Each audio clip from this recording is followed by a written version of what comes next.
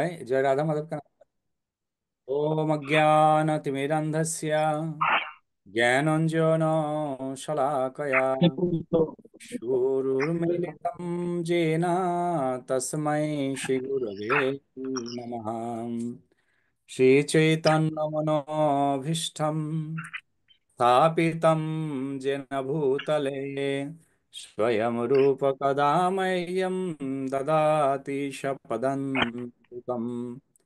वन्देऽहं श्रीगुरो श्रीयुतापदकमलं श्रीगुरून् वैष्णवांश्च श्रीरूपां साग्रजातं सहगणा रघुनाथार्नितं तं सजीवं साद्वैतं सावधूतं परिजनसहितं श्रीकृष्ण चैतन्यदेवं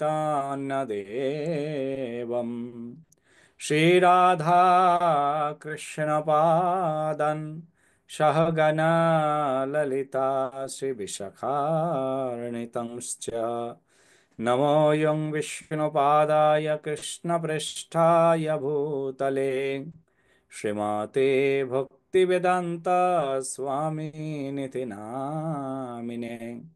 नमस्ते सरस्वती देवे गौरवाणी प्रचारिणे निर्विशेष शून्यवादे पाश्चात्यदेशतारिणे वंशाकल्पतरोश्च कृपसिन्धुभ्य एव च पतितानां पावनेभ्य वैष्णवेभ्यो नमो नमः।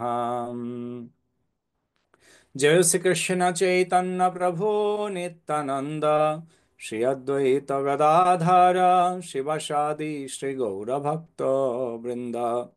हरे कृष्णा कृष्ण कृष्ण हरे हरे, हरे राम राम राम हरे हरे। मूकं करोति वाचालं पुङ्गुलङ्घयते गिरिं यत्कृपातमहं वन्दे परमानन्दमाधवं श्रीचैतन्येश्वरं श्रीगुरुदिनतारिणं परमानन्दमाधवं। হরে কৃষ্ণ। সকলকে ধন্যবাদ এবং ক্ষমা প্রার্থনা করছি যে আমি একটু লেট হয়ে গেছে। আহ না বাবু, আমরাও তো লেটে চলিছি। আমরা আপনি টাইমলি চলেন, এই জন্য বলতেছি আপনার না না, নাহলে আমরা অ্যাবসলিউটলি, লেট হয়ে যাবে। ইয়ে অ্যাবসলিউটলি, কারণ আমি টাইমে প্রবেশ করারই চেষ্টা করি। এনিওয়ে, তো আমরা প্রারম্ভ করি। ধন্যবাদ সকলকে অপেক্ষা করার জন্য। আজকে আমরা ভক্তি রত্নাকর গ্রন্থ দ্বাদশ তরঙ্গ, দ্বাদশ তরঙ্গের ক্রম সংখ্যা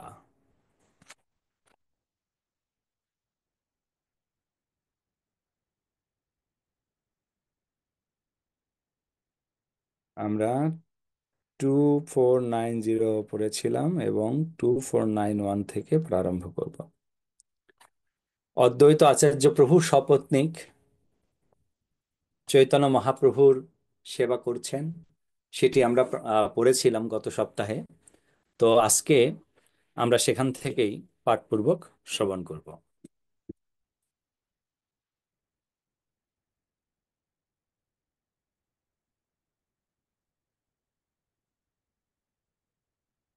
শ্রী গৌরচন্দ্রের মুখ পদ্মে নেত্র দিয়া না জানি কি আনন্দ ধরিতে নারে হিয়া, না ধরে ধৈর্য লোটায় মহিতলে নিত্যানন্দ পানে চাহে ভাসে নেত্র জলে। অদ্বৈত আচার্যের চেষ্টা কে পারে বুঝিতে, কতক্ষণে স্থির হইলা প্রভুর ইচ্ছাতে। গৌরাঙ্গ গলার মালা দিয়া অদ্বৈতে রে, বড় মাগো বলে ধীরে ধীরে। তো আপনারা জানেন যে আমরা যেটি পাঠ করছিলাম সেটি হচ্ছে যে অদ্বৈত আচার্য প্রভু তিনি পূর্ব থেকে চৈতন্য মহাপ্রভুকে পূজা করবেন বলে, পাদপদ্ম সেবা করবেন বলে তার যে মনের ইচ্ছা, প্রার্থনা, তার জন্য চৈতন্য মহাপ্রভু অদ্বৈত আচার্য প্রভুকে সেই সুযোগ প্রদান করেছিলেন যে সুযোগে যে তিনি চৈতন্য মহাপ্রভুর পাদপদ্ম পূজা করতে পারেন। এবং সেই সুযোগটি তিনি দিয়েছিলেন হচ্ছে ঠিক যখন ব্যাস পূজা অনুষ্ঠান অনুষ্ঠিত হয়। আচ্ছা, কার ব্যাস পূজা অনুষ্ঠান অনুষ্ঠিত হয়েছিল আমরা গত সপ্তাহে পড়েছিলাম? ও নিত্যানন্দ প্রভুরই তো ছিল। রাইট, নিত্যানন্দ প্রভু। তো সেই নিত্যানন্দ প্রভুর ব্যাস পূজার পরে এই পাস টাইমটি হয় যে অদ্বৈত আচার্য প্রভু মনোবাঞ্ছা পূর্ণ করার হেতুতে চৈতন্য মহাপ্রভু তার সামনে এসেছিলেন এবং তাকে বলেছিলেন যে তুমি বহুদিন ধরে আমার পূজা করবে বা আমার পাদপদ্ম পূজা করবে বলে তুমি আমার কাছে প্রার্থনা করছো, যাও সস্ত্রীক তোমার সহধর্মিণী সহ তুমি এসে আমার পূজা করো। এবং চৈতন্য মহাপ্রভুকে পূজা করার পরে অদ্বৈত আচার্য প্রভু তিনি এতটা আনন্দে বিভোর হয়ে গেছেন যে উদ্দণ্ড নিত্য কীর্তন সেখানে প্রারম্ভ হয়েছে।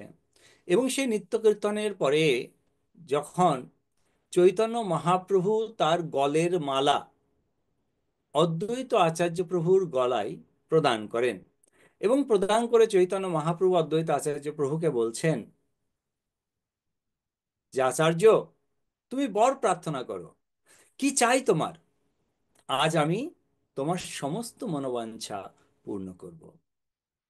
এভাবে করে শ্রী চৈতন্য মহাপ্রভু অদ্বৈত আচার্য প্রভুর প্রার্থনা তিনি গ্রহণ করেছিলেন। তো অদ্বৈত আচার্য প্রভু কি বর প্রার্থনা করছেন সেটি আমরা একটু পড়ি।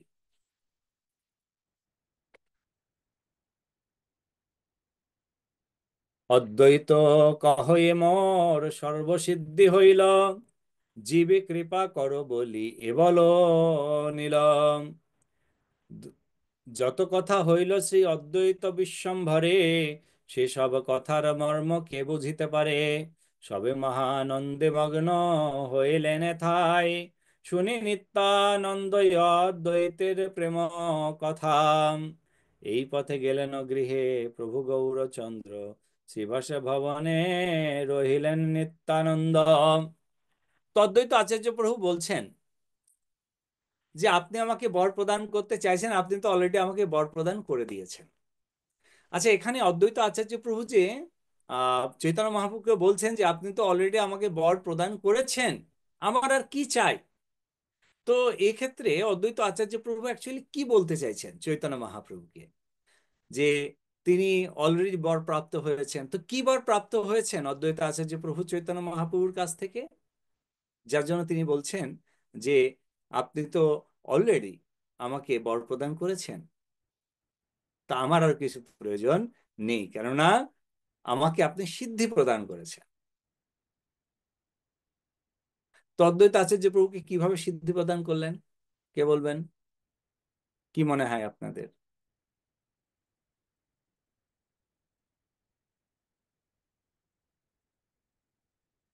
Anyone want to try? একটু চেষ্টা করতে চান যে একটু বলে দেখা যাক?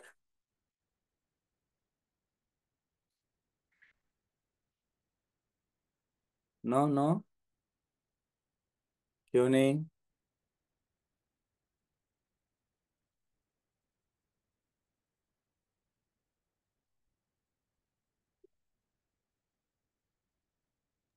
প্রভু হরে কৃষ্ণ। হ্যাঁ, শ্যামল প্রভু চেষ্টা করছি। বলুন। আমার মনে হচ্ছে যেটা যে উনি তো উনার আর এক নাম হচ্ছে অদ্বৈতাচার্য প্রভুর আর এক নাম হচ্ছে গৌরানা ঠাকুর। তো গৌরকে তিনি এই মতধর্মে আনার জন্য চেষ্টা করেছিলেন এবং তিনি সেখানে সফল হয়েছেন। তো সেইটাই ওনার মনে হয় প্রাপ্তি বা সিদ্ধি, যে উনি পেয়েছিলেন সেটা পেয়েছেন। আমার ওকে, ধারণা। হরে কৃষ্ণ। ধন্যবাদ, সুন্দর। আর কি হতে পারে?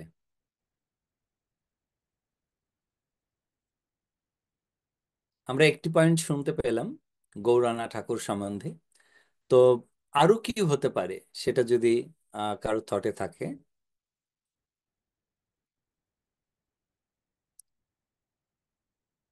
মিনতি মাতা, মিনতি মাতার কাছ থেকে আজকে আমরা কিছু শুনতে পাচ্ছি না। हरे कृष्णा प्रणाम सकल वैष्णव चरणे। প্রণাম মাতা। তবু আমিও একটু আজকে অ্যাবসেন্ট যদিও। তারপরে আমি একটা গেস করতেছি যে মানে সবাইকে কৃষ্ণ প্রেম যেটা সেটা অকাতরে যে মহাপ্রভু বিলিয়ে দেওয়ার জন্যই তো মানে অদ্বৈত প্রভু ওনাকে বার্তা জানিয়েছিল আসার জন্য। তা মহাপ্রভু অদ্বৈত প্রভুকে এটাই বর দিয়েছিল যে সবাই যেন অকাতরে কৃষ্ণ প্রেম পায় আর কি। না, আমি প্রশ্নের উত্তরটা ক্লিয়ার দিতে পারছি না। প্রভু ঠিক হরে আছে, কৃষ্ণ। না আপনি আপনার ধারণা যেটা আপনি এক মানে প্র্যাকটিক্যালে বুঝতে পারলেন জাস্ট এট প্রেজেন্ট মোমেন্টে, ঠিক আছে, দ্যাটস ফাইন। আর কেউ চেষ্টা করবেন? এনিওয়ান? ওকে।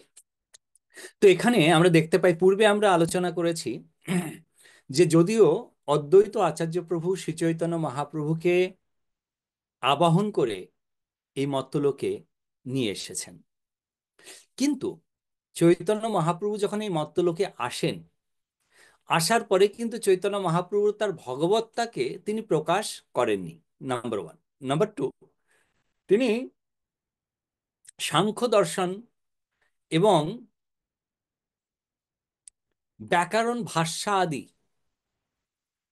পাণ্ডিত্য লাভের আশায় তার মধ্যে তিনি মত্ত হলেন। কেন? সেটারও একটি কারণ ছিল, সে কারণের দিকে আমরা যাচ্ছি না। তো সেটি মগ্ন হওয়ার ফলে, যদিও অদ্বৈত আচার্য প্রভু জানতেন যে তিনি হচ্ছেন পরমেশ্বর ভগবান, তথাপি তিনি মনে মনে একটু দুঃখ পেতেন যে ভগবান কেন এই লীলা করতে হবে। তৃতীয়ত, অদ্বৈত আচার্য প্রভুকে যখন মহাপ্রভু তিনি গয়াধাম থেকে ফিরে এসে তার ভগবত্তা প্রকাশের সময় হয়, ঠিক সেই সময়ে তিনি অদ্বৈত আচার্য প্রভুকে গুরু রূপে প্রণাম করতেন সবসময়, যেটি কিন্তু অদ্বৈত আচার্য প্রভু কখনোই আনন্দ সহকারে গ্রহণ করেননি। কারণ তিনি জানেন মহাপ্রভু কে। তার মনে একটি ইচ্ছা ছিল যে তিনি সেই ভগবান শ্রী চৈতন্য মহাপ্রভু, যিনি চতুর্ভুজ মুরলীধর শ্রীকৃষ্ণ এই কলিযুগেতে চৈতন্য রূপে আবির্ভূত হয়েছেন, তা আমি তার পাদপদ্ম সেবা করতে চাই। এখন তার পাদপদ্ম সেবা আমি করতে চাই, কিন্তু মহাপ্রভু উল্টো, মহাপ্রভু অদ্বৈত আচার্য প্রভুর পাদপদ্ম সেবা করেন। অনেক চেষ্টা করেও অদ্বৈত আচার্য প্রভু সেই সুযোগ প্রাপ্ত হননি। আর আজকে মহাপ্রভু নিজে এসে, মানে আপনি এতদিন ধরে বসে বসে ভগবানের জন্য প্রার্থনা করছেন, প্রতি সব মানে প্রতি সময়ে, প্রতি ক্ষণে, প্রতি মিনিটে আপনি ভগবানের কাছে প্রার্থনা করছেন, প্রভু আসুন আসুন আসুন। তিনি আপনার সামনে যদি এসে যান, তাহলে পরে আমরা সেটাকে কি বলবো? সিদ্ধি বলবো, যে আপনার সিদ্ধি প্রাপ্ত হয়েছে। তাই অদ্বৈত আচার্য প্রভু বলছেন যে প্রভু, আজকে আপনার পাদপদ্মের সেবা অধিকার আমাকে প্রদান করার জন্য অলরেডি আমার সিদ্ধি প্রাপ্ত হয়ে গেছে। ফলে আমার আর কোনো বরের আশা নেই, প্রয়োজনও নেই। কেন? যেটি আমাদের আলটিমেট প্রয়োজন সেটি আমি পেয়ে গেছি। তো জীবের আলটিমেট কি প্রয়োজন হয়? এখানে অদ্বৈত আচার্য প্রভু কি প্রয়োজনের কথা বলছেন? দু একজন যদি একটু শেয়ার করেন, কি মনে হয় আপনাদের? হরে কৃষ্ণ প্রভু, প্রণাম। হ্যাঁ, প্রণাম মাতা। জীবের প্রয়োজন হয়েছে ভগবানের শ্রীপাদ পদ্মের সেবা করা। ভগবানের শ্রীপাদ পদ্মের সেবা করা, সুন্দর। আর ভগবত ধামে পৌঁছানো। ভগবত ধামে পৌঁছানো। আর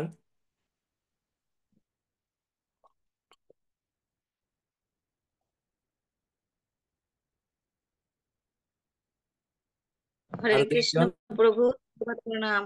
হ্যাঁ, প্রণাম। নিরন্তর ভগবানের সেবা করা পাদপদ্মের। নিরন্তর ভগবানের পাদপদ্মের সেবা করা, ওকে, সুন্দর। আর সুন্দর সুন্দর পয়েন্ট আসছে কিন্তু। হরে কৃষ্ণ প্রভু, তার সান্নিধ্য লাভ করা। তার সান্নিধ্য, ভগবানের সান্নিধ্য লাভ করা। ভগবানের সান্নিধ্য লাভ করা, ওকে। আর কোনো থট? হরে কৃষ্ণ প্রভু। হ্যাঁ সোমনাথ প্রভু। ভগবানকে চাক্ষুষ দর্শন করা। ভগবানকে চাক্ষুষ দর্শন করা, ওকে, সুন্দর। আর এনিওয়ান?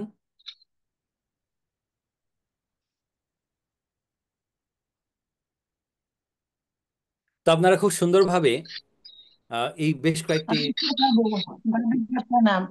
সে তো হ্যাঁ রিতু, ভগবানকে পাবে চিন্তাই করছিল যে এত সুন্দরভাবে সামনে সে যে পাবে ভগবানের শ্রীচরণ, তার সাক্ষাৎ, এটা তো সে কোনোদিন মানে এই হঠাৎ করে পাবে এটা তো কোনোদিন চিন্তাই করে নাই। তার মনে মনে ছিল যে আমি তার পাদপদ্ম সেবা করব তারা যদি পাই, কিন্তু সে যে এইভাবে পাইছে, সে যে ইয়ে ধরা দিছে, এইটাই তার কাছে অনেক। হরে ওকে, কৃষ্ণ। ধন্যবাদ ধন্যবাদ ধন্যবাদ মাতা। তো অদ্বৈত আচার্য প্রভুর এই যে সেবা মহাপ্রভু গ্রহণ করলেন, অর্থাৎ ভগবানকে যখন চাক্ষুষ আপনার সামনে দর্শন করবেন, তার উপরে আর সিদ্ধি কি হতে পারে? তার উপরে আর কোনো সিদ্ধি হতে পারে না। আমরা যেমন গত সপ্তাহে আলোচনা করেছিলাম ধ্রুব মহারাজের কাহিনী দিয়ে, যে ধ্রুব মহারাজ তিনি ভগবানকে সর্বপ্রথম দর্শন করেছিলেন তার হৃদয়ের অন্তরস্থলে। হৃদয়ের অন্তরস্থলে দর্শন করেও তিনি তৃপ্তি পাচ্ছিলেন না, আরো বেশি করে প্রার্থনা করে, আরো বেশি করে ভগবানের কাছে অনুনয় বিনয় করে ভগবান এই ধ্রুবের প্রার্থনায় তিনি আর স্থির থাকতে পারলেন না। তার হৃদয় থেকে বেরিয়ে তার সামনে মূর্তমান প্রকাশিত হলেন। এবং মূর্তমান যখন প্রকাশিত হন তখন ধ্রুব মহারাজ বলে গেছেন যে আমি কি করব, কি বলবো, প্রণাম প্রভু, দণ্ডবোধ করব, স্তুতি করব, কি করব, আমি কিছু বুঝতে পারছি না। তো ভগবানের শঙ্খের স্পর্শে তিনি কি করলেন? শঙ্খের স্পর্শের সঙ্গে সঙ্গে সমস্ত প্রকারের স্তুতি প্রারম্ভ করলেন। তাই ভগবানের সঙ্গ লাভ করা তো বই কি, অনেক সময় ভগবান যখন নিজেকে লুকায়িত করে প্রচার করবেন তখন তার সঙ্গ লাভে তো ফল হবেই, কিন্তু অনেক মানে প্র্যাকটিক্যাল ওয়েতে যদি আমরা দেখতে পাই যে সেই সময়টাতে নর্মালি সবাই অ্যাভয়েড করেন। তো ভগবানের চাক্ষুষ দর্শন যদি আমরা করি, ইহা হইতে সর্বসিদ্ধি হইবে সবার। তো এই জন্য অদ্বৈত আচার্য প্রভুর কিন্তু সম্পূর্ণ সিদ্ধি তার প্রাপ্ত হয়েছে, সেটি বলছেন তিনি। এবং তিনি বলছেন যে প্রভু, আপনি যদি সত্যি আমাকে ডবল করে কৃপা করতে চান তাহলে আপনি এই কৃপা করুন। কি কৃপা করুন? না, আপনি সমস্ত জীবেদেরকে কৃপা করুন, সমস্ত জীব, তাদেরকে উদ্ধার করুন।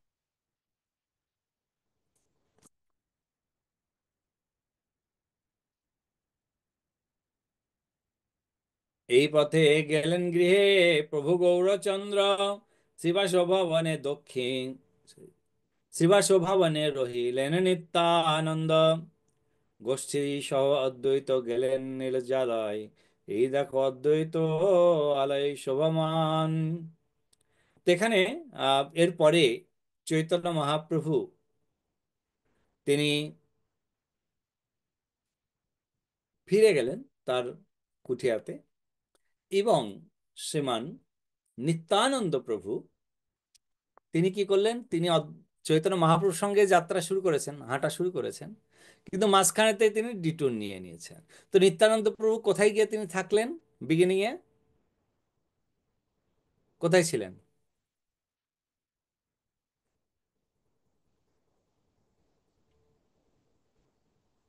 কেউ গেস করতে পারেন? এখন যে সঠিক বলতে হবে,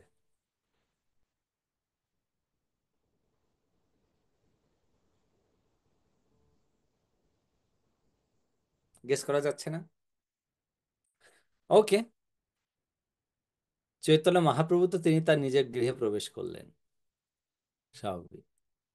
কিন্তু নিত্যানন্দ প্রভু কোথায় স্টপ করলেন? নিত্যানন্দ প্রভু চৈতন্য মহাপ্রভুর সঙ্গে হাঁটছিলেন, হাঁটতে হাঁটতে কোনো এক জায়গায় তিনি ব্রেক মেরে দিয়েছেন যে না, এর উপরে আর যাওয়া যাবে না। তাহলে নিত্যানন্দ প্রভু গেলেন কোথায়? Anyone want to give some answer? কেউ কিছু বলতে চান এরপরে?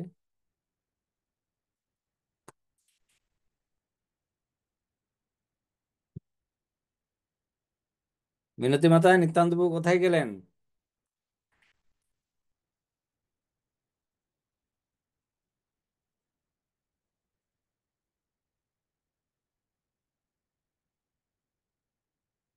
ওকে, যাই হোক। ব্যাস পূজাটা কোথায় হচ্ছিল? নিত্যানন্দ প্রভুর ব্যাস পূজা কে বলবেন? কার বাড়িতে?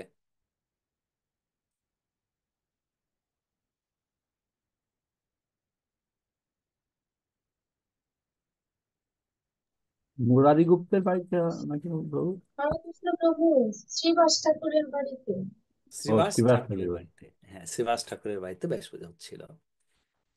এখন এই অদ্বৈত ভবনটাও কিন্তু শ্রীবাস ঠাকুরের গৃহেতে কিন্তু একদম কর্নারে, একদম কর্নারে, সেম সাইডে বাট একদম কর্নারে। তো যখন চৈতন্য মহাপ্রভু তার গৃহের দিকে প্রত্যাবর্তন করলেন, মাঝখানে নিত্যানন্দ প্রভু মহাপ্রভুকে তো ফলো করছিলেন, নিত্যানন্দ প্রভুকে তো ডাকছেন তার গৃহেতে নিয়ে যাওয়ার জন্য, কিন্তু নিত্যানন্দ প্রভু কি করলেন? নিত্যানন্দ প্রভু কিন্তু সেখানে গেলেন না, তিনি স্টপ করলেন মালিনী দেবীর কাছে। মালিনী দেবী কে ছিলেন? Who is Malini Devi? হরেকৃষ্ণ প্রভু মালিনী দেবী শ্রীবাস ঠাকুরের স্ত্রী। একদম ঠিক। Remember, Malini is a wife of Shrivas Thakur. ওকে।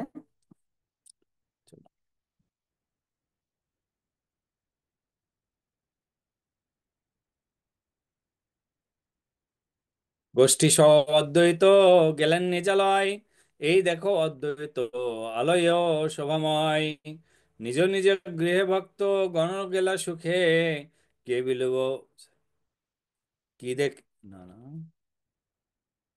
ইয়া, যে দেখিল তাহা কির কহিব একে মুখে, ওহে শ্রীনিবাস গৌর চন্দ্রের ইচ্ছায়, দূর হইতে ভক্ত আসি মিলে নদী আয়, পুণ্ডরিক বিদ্যানিধি প্রভু আকর্ষণে, প্রভুকে দেখিতে অতি উৎসাহিত মনে।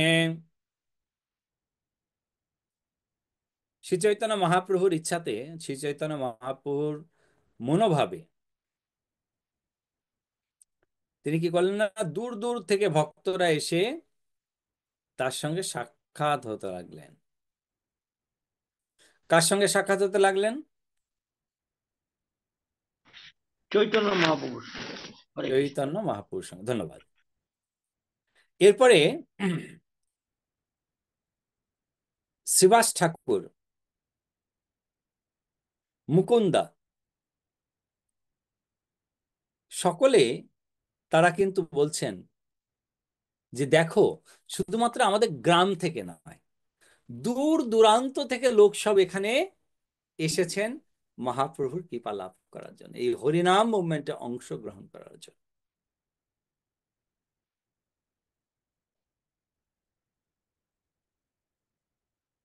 যেমন কিছুদিন পরে বিদ্যানিধি, তো বিদ্যানিধি মিনিংস ইজ পুণ্ডরিক বিদ্যানিধি। ওকে, পুণ্ডরিক বিদ্যানিধি তিনি এসেছিলেন, কিন্তু সেটি ছিল পুণ্ডরিক বিদ্যানিধি কোথায় এসেছিলেন মহাপুরুষের সঙ্গে সাক্ষাৎ করার জন্য? কাহিনী একটু বেশ কয়েকবার বলেছি আপনাদেরকে পূর্বে,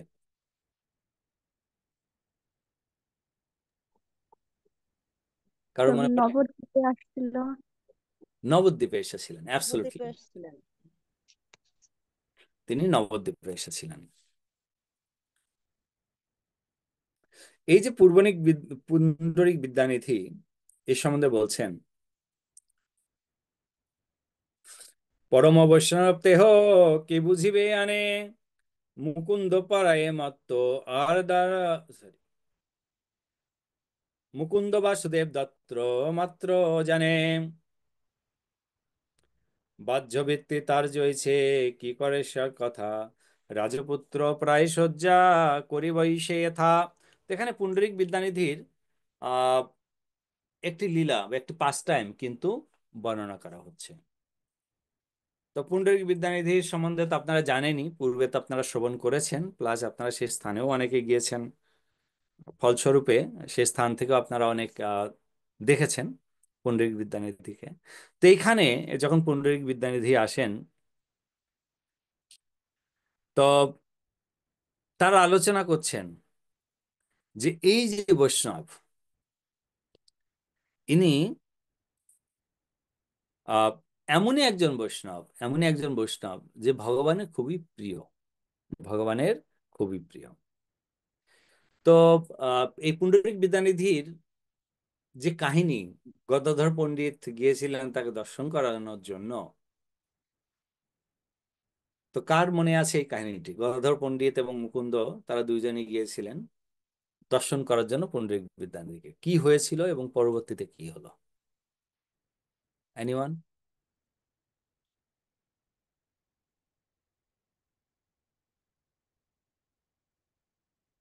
শ্যামাকান্ত মাতা? তো মনে আছে, কিন্তু বলার মতো করে ক্লিয়ার মনে নেই। ওকে। ওনারা দেখা করতে গেছেন এই যে আর পুণ্ডরিক বিদ্যানিধির যে ধাম, এখন বর্তমানে বাংলাদেশের চট্টগ্রামে অবস্থিত, ওখানে। তো ওখানে দেখা করতে গিয়ে দেখেন তিনি একজন মানে বৈষয়িক লোক, বিষয় ভাবনা এরকম, মানে পানের বাটা আছে পাশে, তিনি পান খেয়ে গাল লাল করেন, এবং ওভাবে যে একজন ভক্ত বা আহ, রাধারানীর যে, আমরা জানি যে রাধারানীর পিতা তিনি পূর্বে পূর্ব লীলায় ছিলেন, তো তিনি এখন পুণ্ডরিক বিদ্যানিধি হিসাবে এসেছেন। তো সেই রকম কিছু ওনারা দেখতে পাননি, না দেখতে পেয়ে ওনারা একটু হতাশ হয়েছেন, এটা কি।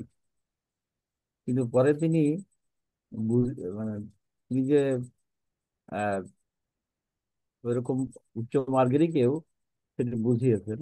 এবং সেটা আহ তিনি হয়তো, যে এইখানটা সেই ভুলে গেছি, যে যে বিকার, সাত্বিক, সে অষ্ট সাত্বিক বিকার তার দেখা গিয়েছিল ভগবানের কথা বলতেই, হরি কথা বলতেই তিনি আহ, অষ্ট সাত্বিক বিকার দর্শন করিয়েছিলেন। তো সেই থেকে পরে বোঝা গেছে যে আসলে প্রকৃতপক্ষে তিনি ওরকম আহ, একজন ভক্ত বা সুন্দরী বিদ্যানিধি তিনি। তো সেটাই ওইভাবে ক্লিয়ার ভুলে গেছি সেটা, ব্রেন তো অত ক্লিয়ার নাই। ওকে, না, not a problem, not a problem. আর কেউ কারোর আরেকটু অন্য মিনতি প্রকারে মাতাজি মনে বলতে আছে? চেয়েছিলেন, সরি? মিনতি মাতাজি হাত তুলেছিলেন। হ্যাঁ, মিনতি মাতা। হ্যাঁ, হরে কৃষ্ণ প্রভু। হ্যাঁ প্রভু, শ্যামল প্রভু যদিও বলেছে, আমি আর কি এড করবো, তবে এই যে এটাই যে মুকুন্দ, যে উনি গদাধর পণ্ডিতকে বলেছিলেন যে চলো তোমাকে একজন বৈষ্ণবের কাছে নিয়ে যাই। তা গদাধর পণ্ডিত গেল, যথারীতি গিয়ে দেখলেন যে উনি তো একজন বিশাল বিষয়ী, সেই রাজারা যেরকম আরাম আয়েসে জীবনযাপন করে এরকম দেখে গদাধরের মানে মনোভাব পরিবর্তন হয়ে যায়। তো এটা আবার মুকুন্দ যে উনি বুঝতে পারেন, বুঝে ওই যে ভাগবতের একটা শ্লোক যে ওহে বক্কি জন স্তন কালকুটুম, এই শ্লোকটা যখন পাঠ করেন তখন পুণ্ডরিক বিদ্যানিধির ভিতরে মানে যে অষ্টসাত্ত্বিক যে ভাব, সেটা দেখে গদাধর পণ্ডিত বুঝতে পেরেছেন যে না, উনি আসলে একজন মহান বৈষ্ণব, তাহলে আমি ওনার চরণে, তাহলে আমার অপরাধ হয়ে গেছে। তো এরপরে আর পরবর্তীতে, স্থানটি, হ্যাঁ স্থানটিও বলে দেবে না, কোন স্থানে? হরে কৃষ্ণ হ্যাঁ, প্রভু, আমাদের কোন, কামালপুর যে স্থান বললেন সেই স্থানটি সঠিক নয়। হ্যাঁ পুণ্ডরিক ধাম সেটা, হ্যাঁ এই যে বাংলাদেশের যে চট্টগ্রাম যে বাসাটি নাকি একটা জায়গা, পুণ্ডরিক ধামের বর্তমানে এটা নির্ধারিত হয়েছে যে এটা মন্দির হাটহাজারিতে, হবে। হাটহাজারি। কিন্তু এই লীলাটি কিন্তু ওখানে হয়নি। আমি লীলাটি আপনাদেরকে বলেছিলাম, লীলাটি অন্যত্র হয়েছে। তাহলে সেই স্থানটাও কোথায় হয়েছে একটু বলে দেবেন যদি মনে থাকে।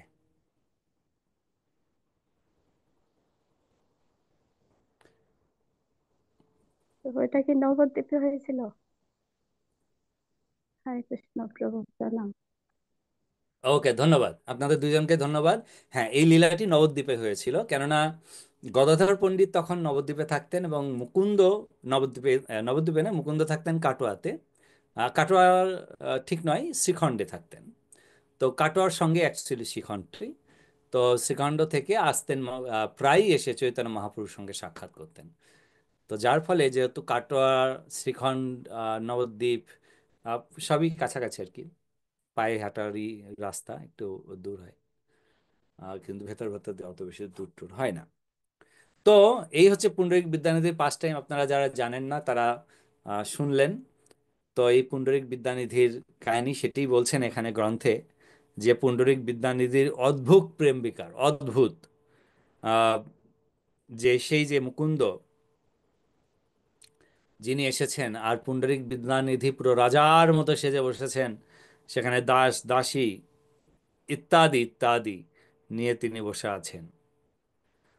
তো এখানে গদাধর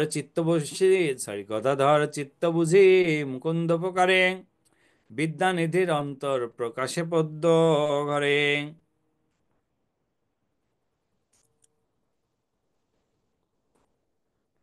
তো যখন মুকুন্দ শ্রীমদ্ ভাগবতের তৃতীয় স্কন্ধের দ্বিতীয় অধ্যায়ের 23 নম্বর শ্লোক পাঠ করলেন, তৃতীয় স্কন্ধের দ্বিতীয় অধ্যায়ের যখন 23 নম্বর শ্লোক পাঠ করলেন, সেটিতেই বর্ণনা করা হচ্ছে যে সেই শ্লোকটি শুনে অদ্বৈত আচার্য প্রভু তিনি কিন্তু, সরি নট অদ্বৈত আচার্য প্রভু, পুণ্ডরিক বিদ্যানিধি সেই শ্লোকটি শুনে তিনি তার যে সিংহাসনে বসেছিলেন সেখান থেকে পড়ে অষ্টসাত্ত্বিক ভাবের বিকার হয়।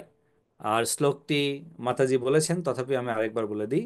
অহোবকীজং স্তনকালকূটম, এক্সকিউজ মি, জিঘাংসয়াপায় যদব্যসদভি, লেভে গতিম ধাত্রচিতম ততন্যাৎ, কঙ্গবা দয়ালু শরণম ব্রজেমা। এরপরে আরেকটি শ্লোক কৃষ্ণদাস কবিরাজ গোস্বামী কোট করেছেন এখানে। पूतनालोकः बालगिनी राक्षसी रुधिराश्वना, जिघंसयापि हरये स्थानं दत्त्वा सद्गतिम्। রূপপায়িনী শিশুঘাতিনী রাক্ষসী পুতনা হনন করিবার ইচ্ছায় শ্রীকৃষ্ণকে স্তন দান করিয়া এইরূপে সদ্গতি লাভ করিয়াছিলেন। লোকে শুনি বিদ্যানিধির অধৈর্যয়ন্তর, বল বল মুকুন্দ বলে বলে বারবার, কম্পসেদ পুলক হুঙ্কার অতিশয় করয়ে কন্দন দুই নেত্র ধারা বয়, অঙ্গে আছড়িয়া পড়ে পৃথিবী উপরে।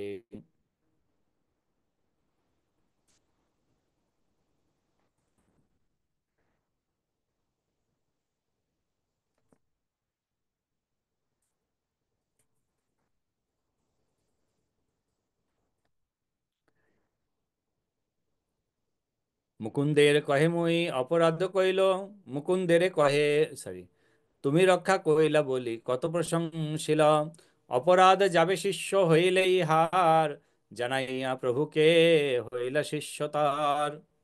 তো এখানে আমরা পূর্বে বলেছিলাম, আর কিছুক্ষণ আগে আমাদের মিনতি মাতাজিও বলছিলেন যে গদাধর পণ্ডিত যখন বুঝতে পারলেন যে তিনি অপরাধ করেছেন, তিনি অপরাধ করেছেন এবং অপরাধটি হয়েছে মহান ভাগবত ভক্ত। তো সেই মহান ভাগবত ভক্তটি কে? পুণ্ডরিক বিদ্যানিধি। পুণ্ডরিক বিদ্যানিধি। আর অপরাধ কে করেছেন বলে মনে করছেন? গদাধর পণ্ডিত। গদাধর পণ্ডিত, ধন্যবাদ। তো সেই গদাধর পণ্ডিত দীক্ষা গ্রহণ করে তার গুণগানে রত থাকলেন। গদাধরে বাক্য প্রভু সন্তোষ পাইলা, শীঘ্র করো বলিতে লাগিলাম, তবে তো শ্রী গদাধর প্রেম স্থানে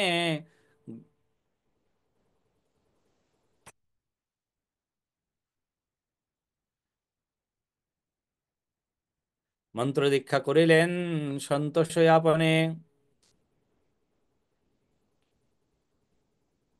তো শুধুমাত্র গদাধর পণ্ডিত প্রেমনিধি মিনিংস পুণ্ডরিক বিদ্যানিধি তার কাছে দীক্ষা গ্রহণ করলেন। কি কহিব আর পুণ্ডরিকের মহিমান, গদাধর শিষ্য যার ভক্তের এই সীমা। যোগ্য গুরু পুণ্ডরিক, যোগ্য গুরু পুণ্ডরিক শিষ্য গদাধর, দুইজন শ্রীকৃষ্ণ চৈতন্য কলেবর। তো এখানে চৈতন্য মহাপ্রভুর যে পাঠিয়েছিলেন গদাধর পণ্ডিতকে এবং গদাধর পণ্ডিতের দীক্ষা নিচ্ছেন পুণ্ডরিক বিদ্যানিধির কাছ থেকে। তো দুইজনকে একে অপরের কাছে, যে যেমন পুণ্ডরিক বিদ্যানিধি একজন মহান ভগবত ভক্ত, এবং সেই সঙ্গে সঙ্গে আমরা দেখতে পাচ্ছি যে গদাধর পণ্ডিত একজন কেমন মহান ভগবত ভক্ত। এবং সেই যে মহান ভগবত ভক্তের দুইজনের একে অপরের যে প্রেম এক্সচেঞ্জ, যদিও রিলেশনশিপে তারা হচ্ছেন গুরু এবং শিষ্য। তো এখানে যেভাবে পুণ্ডরিক বিদ্যানিধি হচ্ছেন একজন প্রকৃত গুরু, আর ঠিক সেই প্রকৃত গুরুর প্রকৃত চেলা বা প্রকৃত শিষ্য হচ্ছেন গদাধর পণ্ডিত।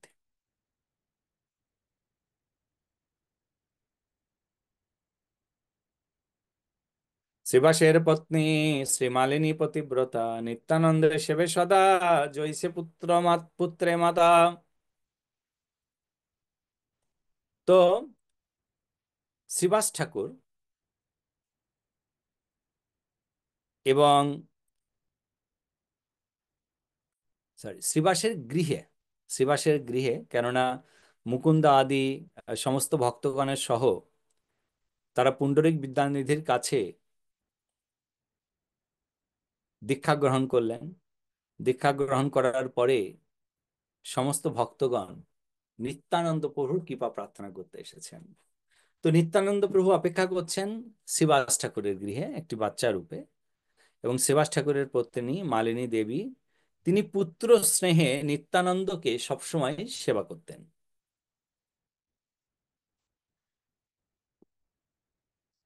শ্রীবাসের স্নেহ যদি জয়ছে নিত্যানন্দপতি, তাহা কহিবার নাই অন্যের কি শকতে। শ্রীবাস অন্তরে প্রভু পরীক্ষা করিল, গাররতি জানিবর দিয়া সমর্পিলাম। নিত্যানন্দ বল্লবেশে ভ্রমে নদিয়ায়, গঙ্গা দাস মুরারি গুপ্তের ঘরে যায়। গঙ্গায় সাঁতারে মহারঙ্গে তথা, ধাইয়া আসে হর্ষে, সরি, ধাইয়া আইসে হর্ষে আইরে দেখিয়াম। নিত্যানন্দ জয়েছে আই পুত্র স্নেহ করে, সেসব ভাবিতে হৃদয় বিদরে। তো নিত্যানন্দ প্রভু তিনি অবস্থান করছেন শ্রীবাস ঠাকুরের ঘরে, এবং শ্রীবাস ঠাকুরের সহধর্মিণী মালিনী দেবী তিনি নিত্যানন্দ প্রভুকে খুব সুন্দর, সরি, শ্রীবাসের পত্নী, ইয়েস, মালিনী দেবী। তো মালিনী দেবী খুব ভালোভাবে সেই স্থানগুলো, বিশেষ করে যখন মালিনী দেবী দর্শন করছেন কাকে না, শ্রীমান নিত্যানন্দ প্রভু, অর্থাৎ তাকে পুত্র স্নেহে লালন পালন করছেন, এবং ছোট্ট বাচ্চা যেরকম হয় আর কি, ছোট্ট বাচ্চা স্নেহে তাকে লালন পালন করছেন।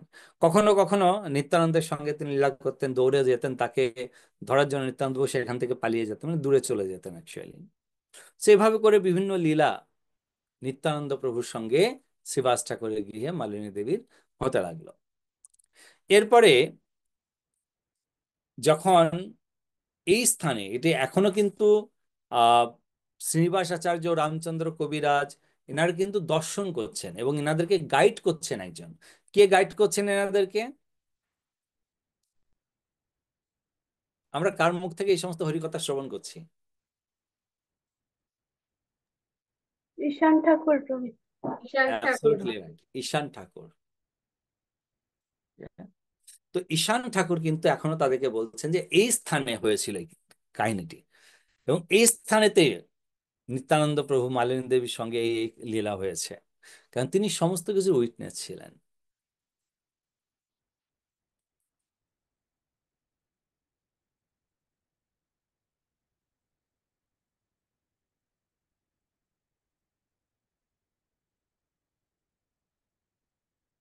শ্রীবাসন্তর প্রভু পরীক্ষা করিল, গাররতি জানিবার দিয়ে সমর পিল। ওহে শ্রীনিবাসে কত কহিব তোমায়, পরময় অদ্ভুত গতি দেখিনি এথায়। নিত্যানন্দ দ্বৈত ধরে আদি সঙ্গে, নিজ গৃহ হইতে চলে আইলেন মহারঙ্গে। গণসহ প্রভুর সভায় সীমানায়, প্রবেশী শিবাসের গৃহ বইছে এক ঠাই। ও শ্রীনিবাস, এই যে স্থান দেখতে পাচ্ছ, এই স্থানে নিত্যানন্দ এবং গদাধর তারা যে কতটাই তারা পরমেশ্বর ভগবানের সেবায় নিযুক্ত ছিলেন। শুধুমাত্র তা নয় শ্রীনিবাস, দেখো এই স্থানে এই হয়েছে যেখানে স্বয়ং পরমেশ্বর ভগবান এই লীলা প্রারম্ভ করেছেন।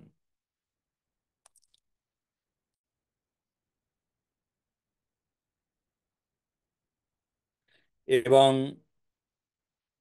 ভোজনের কথাগুলো তো আপনারা বুঝতে পেরেছেন, এই জন্য আমি আর ব্যাখ্যা করছি না। চম্পকেশ্বন কুসুম কনকাচল, জিতিল গৌরতনি লবণী রং। উন্নত গ্রীম গ্রীম নহনুভে।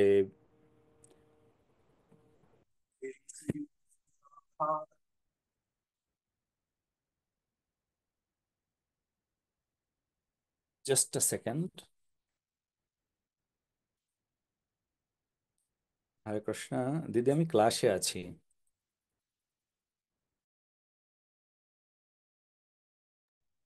আপনার class done. Sorry for interrupt. বিপুল পুলককুল আকুল কলেবর, গড় গড় অন্তর প্রেম ভরে।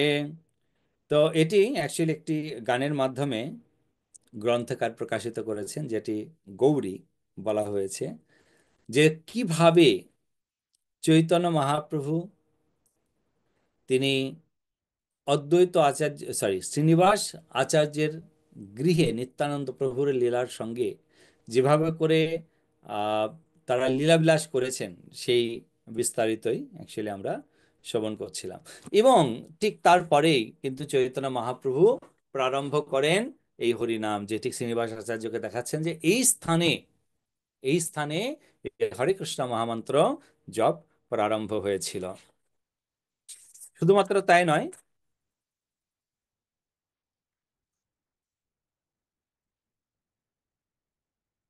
নাচত গৌর ভাব ভরে গড় গড়, বিপুল পুলুক কুল বলিতে কলেবর, হাস্য মিলিত লস্য বদনে সুধা কর।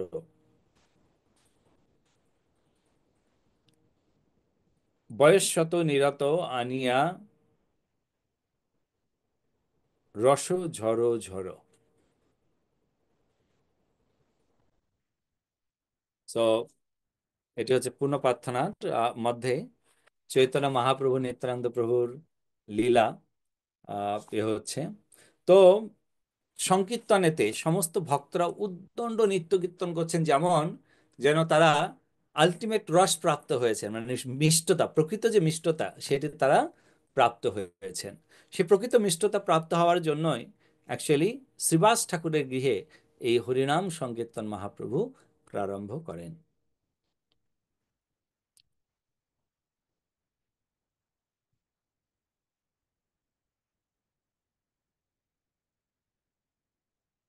বৎসরেক নামমাত্র কত যুগ গেল, চৈতন্য আবিশানন্দে কিছু না জানিল। তো যখন ভক্তরা চৈতন্য মহাপ্রভুর সঙ্গে থেকে চৈতন্য মহাপ্রভুর গুণগান কীর্তন আদি করছেন, এই করতে করতে অ্যাকচুয়ালি চৈতন্য মহাপ্রভু হরে কৃষ্ণ মহামন্ত্র জপ প্রারম্ভ করার পরে তিনি কিন্তু ইমিডিয়েট সন্ন্যাস নেননি, তিনি কিছু সময় অপেক্ষা করেছিলেন, মানে সঠিক সময়ের অপেক্ষা। তো শ্রীমান নিত্যানন্দ প্রভু এবং অদ্বৈত আচার্য প্রভু এই যে শ্রীবাস ঠাকুরের গৃহে যে সংকীর্তন করছিলেন, এই সংকীর্তনে তারা এতটা আনন্দে বিভোর হয়ে গেছে, মানে তারা নন শুধুমাত্র, সমস্ত ভক্তরা। কখন যে ধীরে ধীরে, আচ্ছা, আপনাদের কার মনে আছে যে মহাপ্রভু যখন সংকীর্তন প্রারম্ভ করেন কতদিন পর্যন্ত তিনি ওখানে ছিলেন সন্ন্যাস নেওয়ার আগে? ক বছর? কে বলবেন? এনিওয়ান? 17 বছর। হরে কৃষ্ণ Sorry? প্রভু প্রণাম। 17 বছর। 7 বছরের বেশি? 17। ঠিক আছে, আর কেউ? প্রভু কোশ্চেনটা না বুঝিনি। কোশ্চেনটা হচ্ছে যে চৈতন্য মহাপ্রভু, এখানে তো ঈশান ঠাকুর দেখাচ্ছেন কোথায় কি কি হয়েছিল। তো তিনি দেখাচ্ছেন যে এই যে শ্রীবাস ঠাকুরের গৃহে যে কীর্তন প্রারম্ভ হলো, এই কীর্তন এতটাই তারা আনন্দে ছিলেন।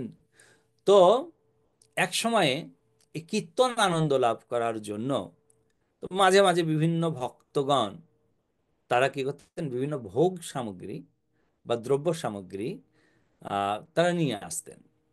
এবং এই চৈতন্য মহাপ্রভুর কীর্তন করতে করতে সমস্ত ভক্তরা এতটা আনন্দিত হয়েছেন, তো মহাপ্রভুর এই হরিনাম সংকীর্তন মহাপ্রভু প্রারম্ভ করেন এবং তারপরে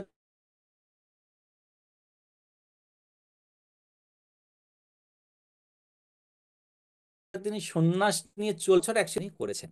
সেটাই ছিল আমার প্রশ্ন। তো তাহলে 24 বছরই ছিলেন। যদি 24 বছরের সন্ন্যাস নেন তাহলে 24 বছর কি করে? আমি বলছি কত বছর কাল, মানে কতদিন পর্যন্ত সে হরিনাম সংকীর্তন ওখানে করেছেন মহাপ্রভু, সেটি বলছিলাম। আচ্ছা, আমি একটু উত্তরটা শোনার জন্য অপেক্ষা করি আমি।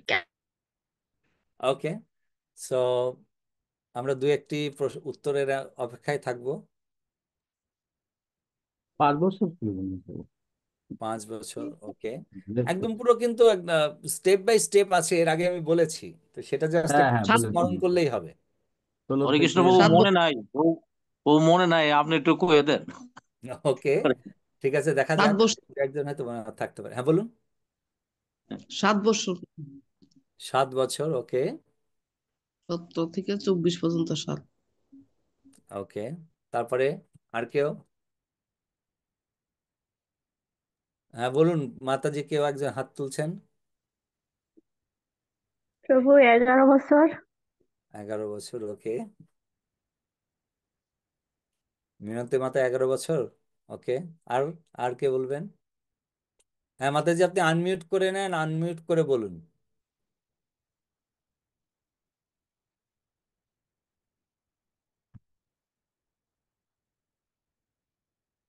গোবিন্দ প্রভু বলবেন কিছু?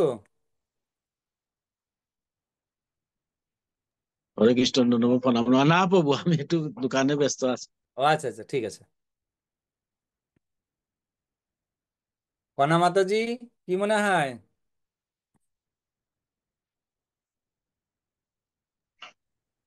হরে কৃষ্ণ প্রভু। হরে নয় কৃষ্ণ। বছর 9 বছর, ওকে। শ্রবণ। হ্যাঁ হ্যাঁ প্রভু, হরে কৃষ্ণ। হ্যাঁ, হরে কৃষ্ণ। প্রভু, আমি এই উত্তরটা আপনাদের কাছ থেকে শুনতে চাচ্ছি, আসলে আমি ওকে, বুঝতে পারছি না। তো আমাদের শ্যামল প্রভু বলেছিলেন, কত বছর বলেছিলেন শ্যামল প্রভু? 5। 5 বছর শ্যামল প্রভু আচ্ছা, বলেছেন। আচ্ছা, আপনার 5 বছর কি করে মনে, কেন মনে হলো, একটু মনে ক্লারিফিকেশন রাখেন দেন। প্রভু, যেমন তিনি ওখানে যে টোল চালাতেন, উনি ওখানে পণ্ডিত ছিলেন। হুম হুম। তখন ওখানে যখন ওনার বয়স ওইরকম 16-17 হলো, তখন উনি এই টোলের পরিচালক ছিলেন এবং তিনি তার আগে থেকেই করতেন। তো তিনি এই সময় এসে তিনি একটু আহ, উম, মোহগ্রস্ত, মোহ না, ঠিক এটা ঠিক কেমন যেন ওই বিকারগ্রস্ত হয়ে গেলেন আর কি। কিভাবে এই ওই দ্বীপকে উদ্ধার করা যায় সেটা তিনি চিন্তা করতে লাগলেন। এবং তারপরে এই কিছুদিন এভাবে সময় যায়, তাতে মনে হয়েছে যে 16, 17, 18, 19 এইদিকে চলে গেছেন তিনি। তারপরে ওখানে তিনি হরিনাম প্রচার করা শুরু করেছেন এবং কীর্তন করা শুরু করেছেন। এইভাবে একটু চিন্তা করে বললাম। ও আচ্ছা, কারণ আমি ভাবলাম যেহেতু আপনার ওই আমি একদম পূর্বে পুরো উইন্ডোজ বানিয়ে বানিয়ে আপনার হ্যাঁ, আগের বলেছেন। ক্লাসে আলোচনা করেছিলাম। আমি আবার একটু হ্যাঁ, আলোচনা হ্যাঁ, করি, হ্যাঁ, আবার হ্যাঁ, একটু বলে বলেছেন। দিই উইন্ডো ভেঙে। মহাপ্রভু লক্ষ্মীপ্রিয়া দেবীর সঙ্গে যখন তার শুভ পরিণয় হয় তখন তার বয়স কত ছিল? বয়স তোর 16 নাকি? হ্যাঁ, 16 বছর। 16 বছর। 16। 16 বছর ছিল এবং তারপরে মহাপ্রভু তিনি ট্রাভেলিং ট্যুরেতে যান, অর্থাৎ তিনি যে হুম। টোল চালাতেন এবং তিনি ফিরে আসেন প্রায় 1 বছর পরে। তার মধ্যে লক্ষ্মীপ্রিয়া গত হন। গত হয়ে গেছে, হ্যাঁ। 17 বছরে তিনি তখন ফিরে তিনি আসেন বাংলাদেশে এসেছিলেন। বাংলা পূর্ববঙ্গ বা এসেছিলেন। বর্তমান অধুনা বাংলাদেশ। এরপরে মহাপ্রভুর বিষ্ণুপ্রিয়া দেবীর সঙ্গে শুভ পরিণয় হয়, তখন মহাপ্রভুর বয়স কত? 18। 18 বছর। অ্যাবসলিউটলি রাইট, 18 বছর।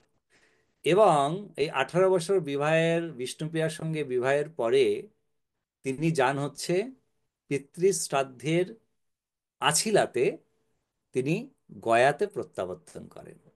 গোয়াতে গেলেন। রাইট। তখন 19 গয়াতে বছর বয়স ছিলেন। প্রত্যাবর্তন করে সেখান থেকে তিনি তার প্রকৃতভাবে ফিরে আসেন এবং ফিরে এসে তিনি আসতে যাওয়া আসা এবং সমস্ত প্রোগ্রাম মিলিয়ে তার সময় ছিল 4 মাস। কেন তখন তার এই গাড়িতে করে বা প্লেনে বসে যাওয়া হলো 4 ঘন্টা, তারপরে মাত্র 1 ঘন্টায় পৌঁছে গেলেন আপনি, সেটা হতো না। পদব্রজে যেতে হবে, পদব্রজে আসতে হবে। তো টোটাল 6 মাসের সময় নিয়ে তিনি এক্সকিউজ মি যান, 18 বছর 6 মাস। এবং ফিরে এসে তিনি ভক্তদের সঙ্গে ভক্তিময় আলোচনা করতে শুরু করেন এবং তার 3 মাস পরে নিত্যানন্দকে তিনি আকর্ষণ করেন। তিনি নিত্যানন্দকে আকর্ষণ করে নিয়ে আসেন নবদ্বীপে এবং নিত্যানন্দ প্রভু যখন পৌঁছন তারপরে ব্যাসপূজা হয় নিত্যানন্দ প্রভুর, এবং ব্যাসপূজার পরে তিনি সংকীর্তন প্রারম্ভ করেন। তো হিসেবটা আপনি এই ইয়ার যেটা আপনি বলেছেন সেটা একদম সঠিক, 5 বছর, কিন্তু আর যে টেবিলটা সেইটা টেবিলটা একটু অন্য, তার ভুলে জন্য আমি এটা বললাম। তিনি 19 বছর বয়সে কিন্তু এই সংকীর্তন শুরু করেন। হরিনাম সংকীর্তন যজ্ঞ যখন নিত্যানন্দ প্রভু চলে আসেন সেটি প্রারম্ভ করেন শ্রীবাস ঠাকুরের গৃহে। ওকে, অর্থাৎ মনে রাখবেন 5 বছর আমাদের সমরপ্রভু বলেছেন যেটি সেটি সঠিক। এবং এই উইন্ডোর সঙ্গে মহাপ্রভু এই সংকীর্তন প্রচার করতে শুরু করেন। তো এখন এই যে সংকীর্তন, অ্যাকচুয়ালি এই সংকীর্তনে মহাপ্রভু যখন হরিনাম প্রারম্ভ করেন, প্রথম 1 বছর কিন্তু স্ট্রিট হরিনাম করেন নাই, কোনো বাইরে গিয়ে হরিনাম করেননি। 1 বছর কোথায় করতেন? শুধু এক ওই বছর সুভাষ ঠাকুরের বাড়িতে। রাত্রে বেলায় হতো সুভাষ এবং ঠাকুরের বাড়িতে শ্রীবাস ঠাকুরের বাড়িতে হতো। রাত্রে কটার সময় প্রারম্ভ হতো এবং কটার সময় শেষ হতো, কারোর মনে আছে? 9টা থেকে শুরু হতো রাইট। এবং প্রথম প্রহরের গভীর রাত্রিকালের রাত প্রথম পর্যন্ত প্রহর হতো। পরিবর্তন করে দ্বিতীয় প্রহরে প্রারম্ভ হতো আর শেষ হতো কটায়? 12টা অবধি, না আরো বেশি রাত ছিল। পুরো পরবর্তী দিন ব্রহ্ম মুহূর্ত পর্যন্ত চলতো, ভোর পর্যন্ত। একদম ভোর পর্যন্ত। অর্থাৎ শেষ হতো রাত্রিকালীন চতুর্থ প্রহরে। হঠাৎ হুম। তো প্রায় কীর্তন চলতো 3টা। 8 ঘন্টা, 8.5 ঘন্টা, 8.5 ঘন্টা। আর এইভাবে করে যে কখন 1 বছর অতিক্রান্ত হয়ে গেছে সেটি কিন্তু ভক্তরা বুঝতেই পারেননি। 1 বছর কাল অতিক্রান্ত হয়ে গেছে। তার ফলে অ্যাকচুয়ালি বলছেন যে এখানে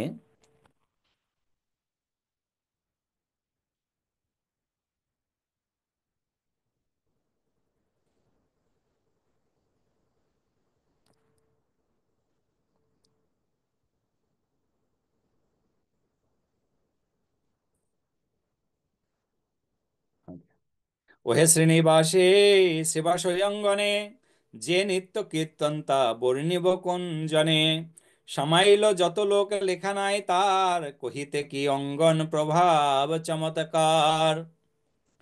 দ্বারবন্ধ কীর্তনে না যাইতে পারিয়া, কত শত লোক এথা মরয়ে বলিয়া। সংকীর্তনে গেল রাত্রি তৃতীয় প্রহর, না হইল কারু শ্রম যুক্ত কলেবর। কিছুক্ষণ আগে আমরা বললাম যে প্রথম প্রহরের বাদে রাত্রির দ্বিতীয় প্রহর এবং তৃতীয় প্রহর কীর্তন হয়ে চতুর্থ প্রহরে সমাপ্ত হতো, এবং এত লম্বা টাইম কীর্তন করেও কেউ পরিশ্রান্ত হয়নি। আমরা একটু বলতে গিয়ে পরিশ্রান্ত হয়ে পড়ি, আমাদের ঘুম আসে, তারপরে কি আমাদের পায়ে ব্যথা হয়, কোমরে ব্যথা হয়, বসা যায় না, হাঁটা চলা ইত্যাদি ইত্যাদি। কিন্তু এখানে 1 ঘন্টা 2 ঘন্টা 3 ঘন্টা নয়, ক্রমান্বয়ে 7.5 থেকে 8 ঘন্টা এরকম নয় যে বড় একটা পেজ আছে, কীর্তন শুনি একটু হাঁটতে হাঁটতে কীর্তন শুনি, যে এই বড় পেজের মধ্যে সময়টা চলে যাবে, সেরকমও নয়। ছোট্ট একটা ঘরের মধ্যে হতো এই কীর্তন, এবং এরকম নয় সব বসে বসে কীর্তন শুনতেন, কীর্তনের সঙ্গে উদ্দণ্ড নৃত্য করতেন, কিন্তু কারুর কোনো পরিশ্রম হতো না। তাদের টায়ার্ডনেস, বা বাংলায় কি বলা হবে এটাকে, ক্লান্তি। ক্লান্তি, ক্লান্তি। তাদের কোনো প্রকারের ক্লান্তি স্পর্শ পর্যন্ত করতেন না, তারা ক্লান্তি বোধই করতেন না। হুম।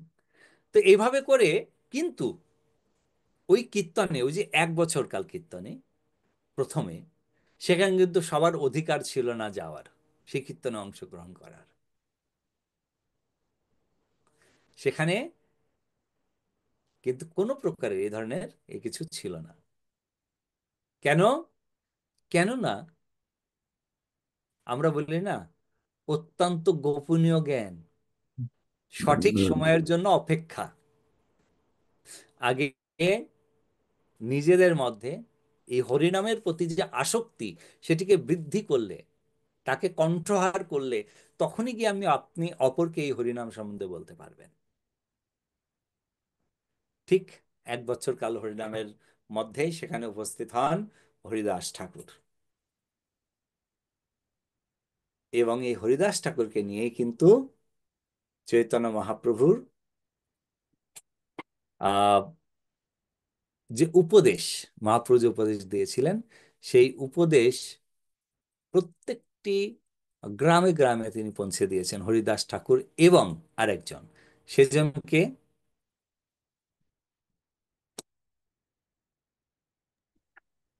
নিত্যানন্দ প্রভু।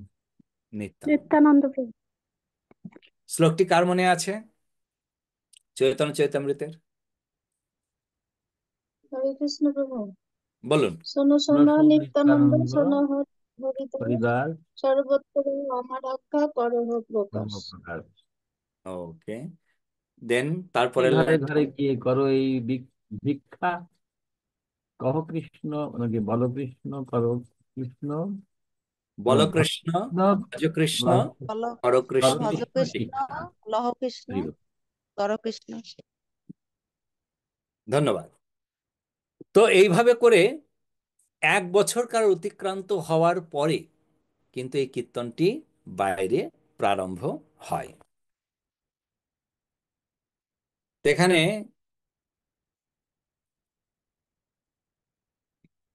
আমরা জানি যে এই যে কীর্তন, এই কীর্তনের মহিমাতে যখন অদ্বৈত আচার্য, সরি অদ্বৈত আচার্য বারবার চলে আসছে মুখে, যখন চৈতন্য মহাপ্রভু এই 5 বছর কাল কীর্তন করে তিনি যখন যান জগন্নাথ পুরীতে, মায়ের প্রার্থনায় তিনি জগন্নাথ পুরীতে থাকলেন, আর সেই জগন্নাথ পুরীতে, excuse me, জগন্নাথ পুরীতে চৈতন্য মহাপ্রভু যখন অপেক্ষা করছিলেন, অর্থাৎ সর্বপ্রথম তিনি যখন যান জগন্নাথের দর্শনে, জগন্নাথের দর্শনে গেলে আমরা সবাই জানি যে সেখানে কি হয়েছিল মহাপ্রভুর সঙ্গে। মহাপ্রভু জগন্নাথকে দর্শন করে সেখানে তিনি সম্পূর্ণ বাহ্যজ্ঞান শূন্য হয়ে ভূমিতে লুটিয়ে পড়েছিলেন। তারপরে কি হয়েছিল কে জানেন?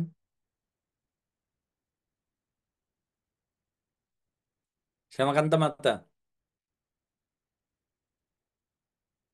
কি বাবু, বুঝে শুনিনি আমি। মহাপ্রভু জগন্নাথকে দর্শন করে সেখানে তিনি সম্পূর্ণ বাহ্যজ্ঞান শূন্য হয়ে পড়ে যান। তারপরে কি হলো?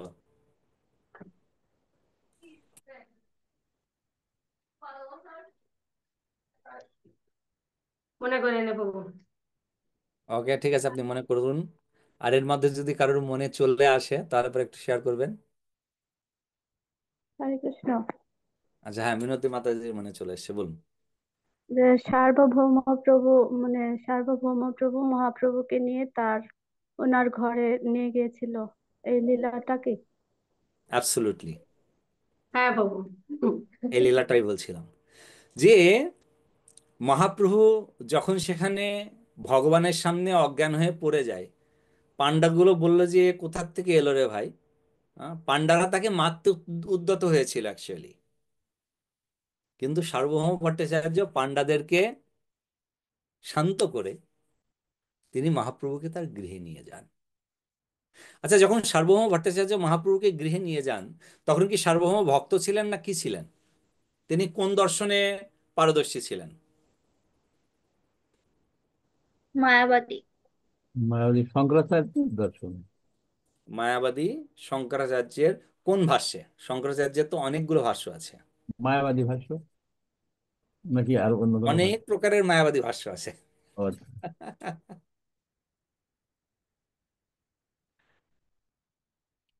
নির্বিশেষ ব্রহ্ম ওটা।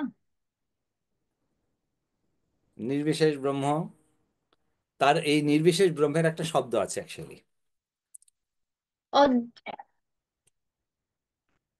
সংজ্ঞা আচ্ছা আছে, আচ্ছা। তার টিকার সংজ্ঞা আছে।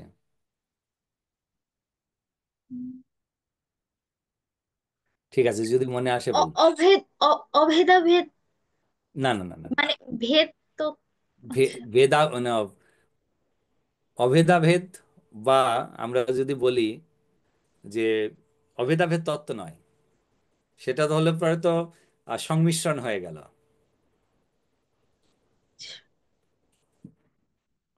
ঠিক আছে, তো অ্যাকচুয়ালি সার্বভৌম ভট্টাচার্য এটি চৈতন্য চরিতামৃততে অ্যাকচুয়ালি প্রভুপাদ ব্যাখ্যা করেছেন যে সার্বভৌম ভট্টাচার্য যেটি ফলো করতেন সেটি একটি মানে মায়াবাদেরই একটি জাস্ট লেন্থ।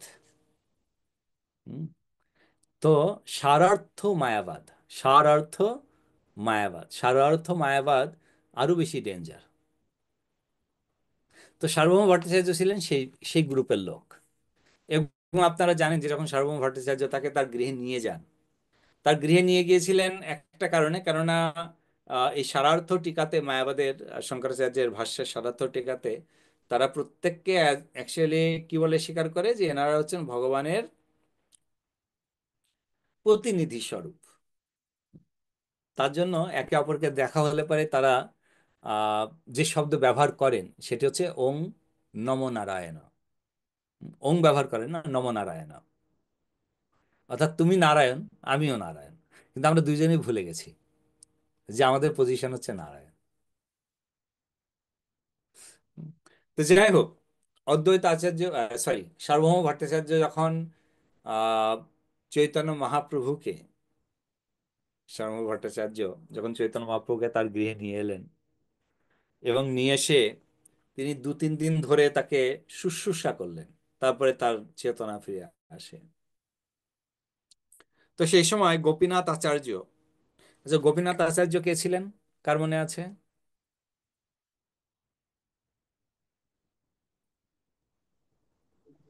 সার্বভৌম ভট্টাচার্য হলো গোপীনাথ আচার্যের ভগ্নিপতি। না, রাইট। সার্বভৌম ভট্টাচার্যের বোনের মানে ভগ্নিপতি আর কি, গোপীনাথ আচার্য। গোপীনাথ আচার্য হচ্ছেন সার্বভৌম ভট্টাচার্যের বোনের হাজবেন্ড গোপীনাথ। তো সেক্ষেত্রেতে গোপীনাথ আচার্য এবং সার্বভৌম ভট্টাচার্যের রিলেশনটা কি হলো? শালা এবং জামাইবাবু। জামাইবাবু। তো শালা জামাইবাবুর মধ্যে একটু রসিকতা চলে। তো প্রথমে শালাবাবুকে জামাইবাবু বলছেন, তুমি জানো তুমি কাকে নিয়ে এসেছো তোমার গৃহে? ব্রহ্মাণ্ডের সমস্ত ঋষিগণ যার চরণ প্রাপ্ত হতে পারে না, তুমি তাকে ঘরে এনেছো। বুঝতে পারছো কি অবস্থা? তো সার্বভৌম ভট্টাচার্য কিন্তু সেটি বুঝতে পারেননি। কেননা তিনি বলছেন যে প্রথমত শাস্ত্রেতে কলিযুগে ভগবান আসবেন না, বর্ণনা করা হয়েছে।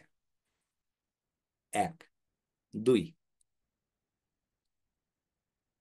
যদি সার্বভৌম ভট্টাচার্য বলছেন যদি যদি তিনি কলিযুগে মানে তিনি যদি ভগবান হন, তাহলে তার কি প্রমাণ? সেটি আমাকে দাও। তো এইভাবে করে সুন্দর ব্যাখ্যা করা আছে, আমরা পরবর্তীতে কোনো একদিনকে পড়ব, যে সার্বভৌম ভট্টাচার্য মাত্র দুদিনের মধ্যে 360 ডিগ্রি তার পরিবর্তন হয়।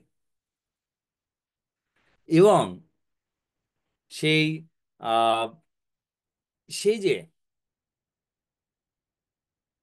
এক বিশেষ সার্বভৌম ভট্টাচার্য, তিনি কিন্তু চৈতন্য মহাপ্রভুর কাছ থেকে দীক্ষা গ্রহণ করেন।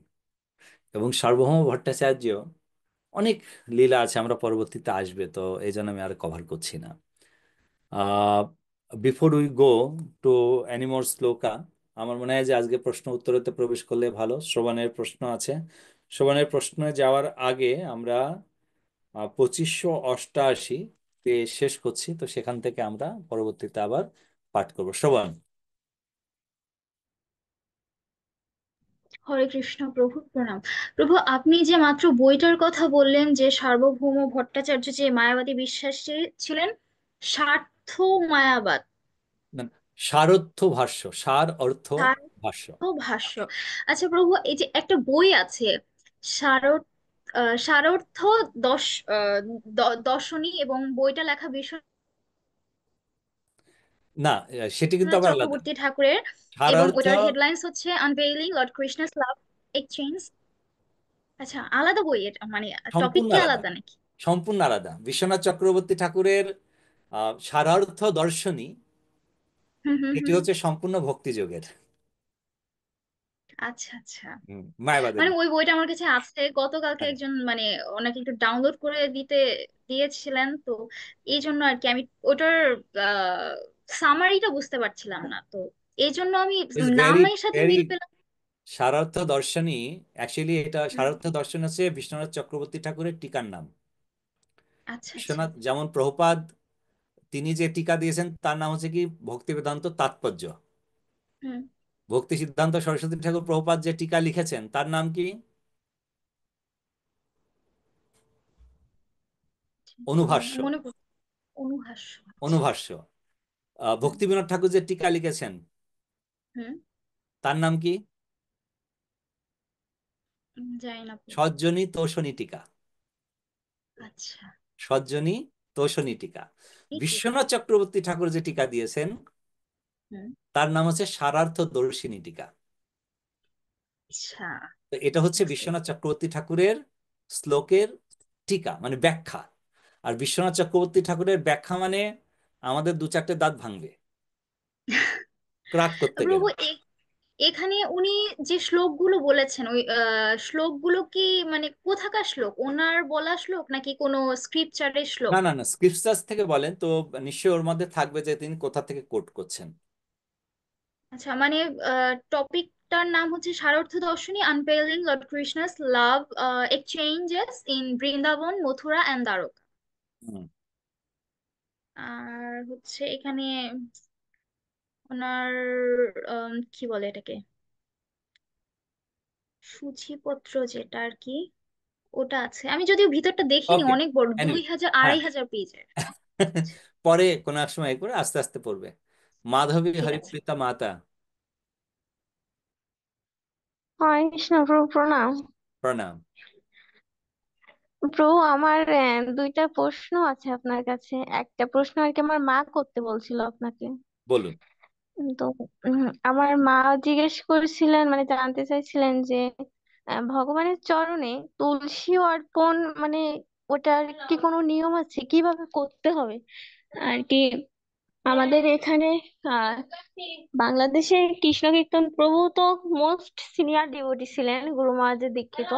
রাইট। তো ওনার ওনার পরে আর কি আমাদের যে প্রভু আছে মানে সিনিয়র, এখন কৃষ্ণ কীর্তন প্রভু নাই তো, এখন মোস্ট সিনিয়র যে মানে দল গৌরাঙ্গ প্রভু, উনি বানপ্রস্থ আশ্রমে আছে। তো ওনার কাছে জিজ্ঞেস করলে উনি বলছিলেন যে উনি শাস্ত্রতে এখনো সেভাবে কিছু পাননি যে ভগবানের চরণে কিভাবে তুলসী অর্পণের কোনো প্রপার যে যে ওই বিন্দুটা উপরের দিকে হবে না নিচের দিকে হবে, এটা আর কি উনি পাইনি, তাই বলছিলেন আর কি দেওয়া যেতে পারে যেভাবে হোক। তাই আসলে কোনো রুলস আছে কিনা সেটা আপনার কাছে শুনতে বলছিলেন।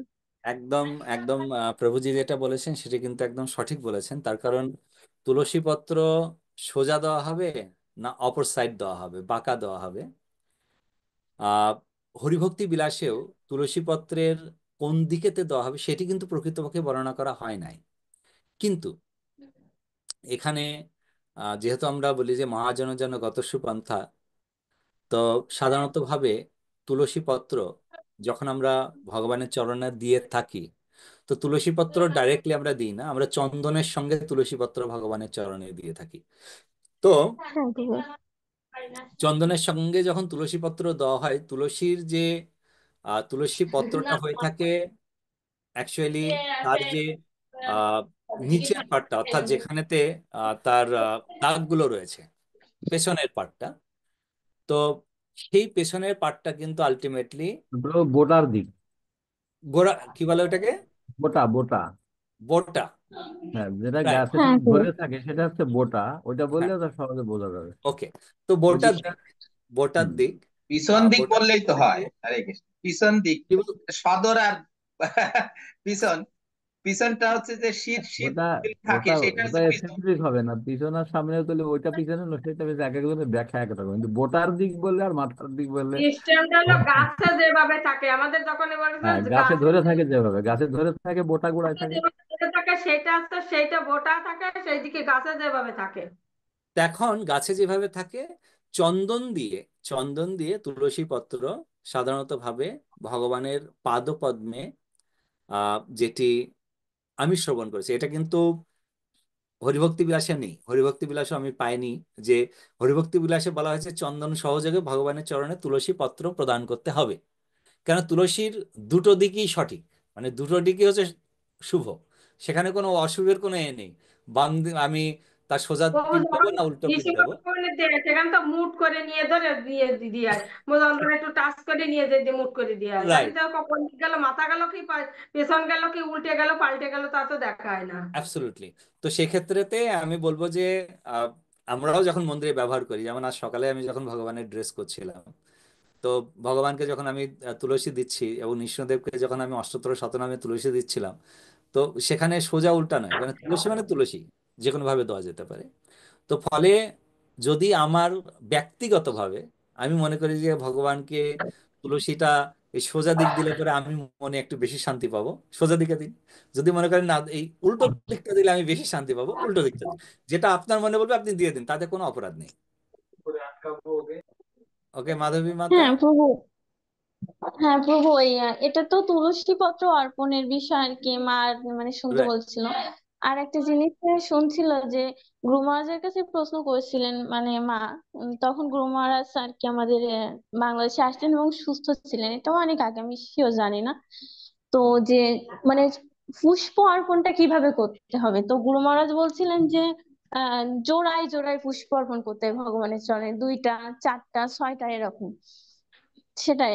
তা কিন্তু ওই তুলসী অর্পণের এই কথাটা আর কি স্কিপ হয়ে যায়, এটা হয়তো বা শুনতে পারিনি বা শোনা হয়নি।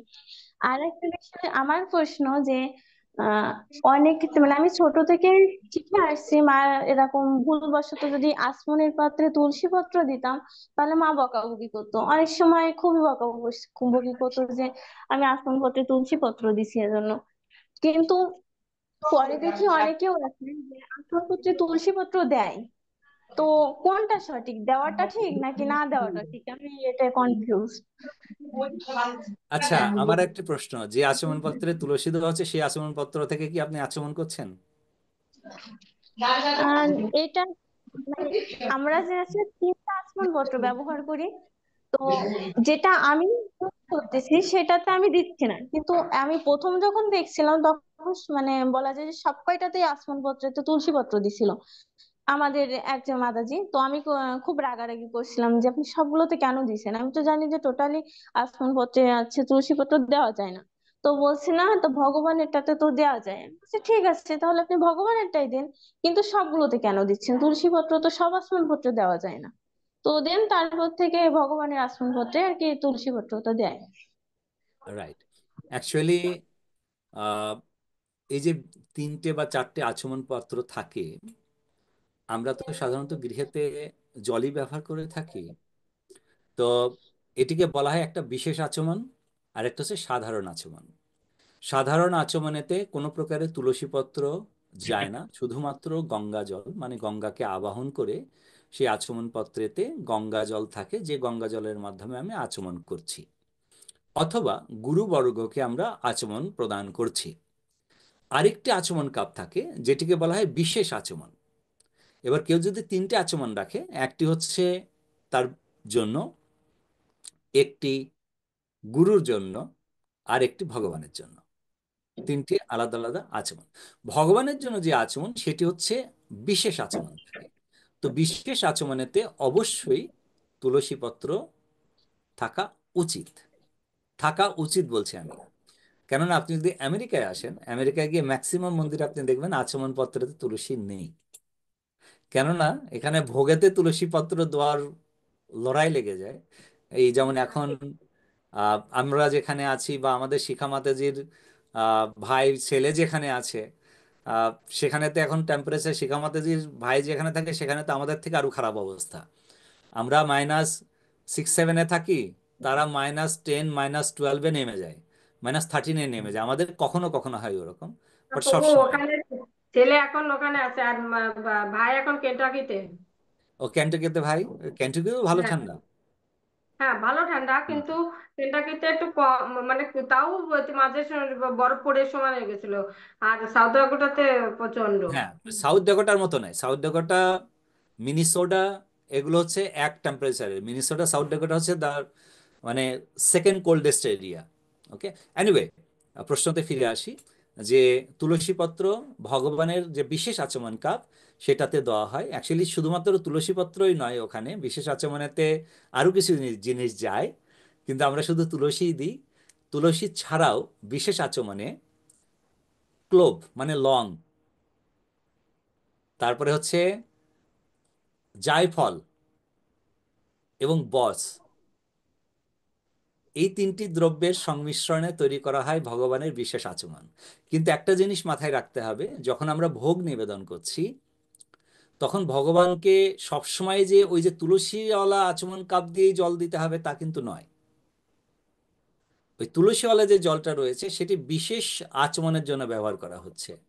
তো বিশেষ আচমন ছাড়া, যেমন ভগবানের পাদধৌত করানো হবে, পাদধৌত করানোর জন্য আমাদের যে দ্বিতীয় আচমন কাপটি রয়েছে গুরুদেবের জন্য, সেই আচমন কাপের জল ভগবানের পাদপদ্মে অর্পণ করা হয়ে থাকে। যাই হোক, এটা তো বিস্তারিত, আপনারা গৃহেতে অত কিছু করার দরকার নেই। গৃহেতে ভগবানের যে আচমন কাপ আছে সেটাতে তুলসী দিন। তবু ভগবানের সব যে জল শঙ্খ বা আসমন জল সংখ্যে তুলসী যাবে না, শুধু গঙ্গা জল। হরে প্রভু কৃষ্ণ জল প্রভু। হরে কৃষ্ণ প্রভু, ধন্যবাদ প্রণাম। ফুল দেওয়া যাবে আচ্ছা, জল এক মিনিট, এক সঙ্গে? মিনিট মাতা, just a second, just a second. মাধবী, তোমার প্রশ্নটা প্রভু আমি কমপ্লিট হলো। এটাই জিজ্ঞেস করছিলাম যে যেমন জল শঙ্খ বা ভগবানের অন্যান্য যেরকম মানে পূজার সামগ্রী, যেরকম অনেক সময় আমরা পঞ্চপ্রদীপটাকে সুন্দর করে শৃঙ্গার করে তার উপরে পুষ্প দিয়ে সুন্দরতা বৃদ্ধির জন্য রাখি।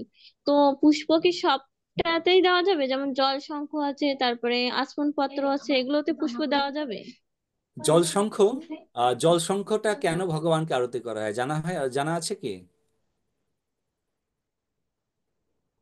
প্রভু আমরা ওটাকে ভগবানের স্নানের উদ্দেশ্যে জল শঙ্খটা ব্যবহার করি না?